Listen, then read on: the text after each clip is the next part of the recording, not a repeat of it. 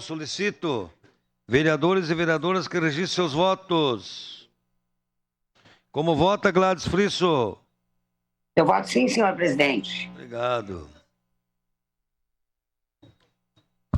Voto sim, senhor presidente. Obrigado. Vota sim no microfone, Marisol. Voto sim, presidente. Lucas Gil. Lucas Gil vota sim. Isabela vota Juliano sim. Soares. Voto sim, senhor presidente. Bressan vota sim. Voto sim, nobre presidente. Adriano Bressan vota sim.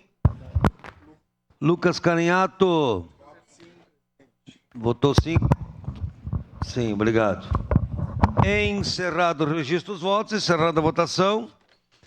Projeto de lei 104/2023 foi aprovado por unanimidade com a ausência do vereador Bortola. Agradecer a presença do nosso amigo Luciano, sua esposa, obrigado pela presença.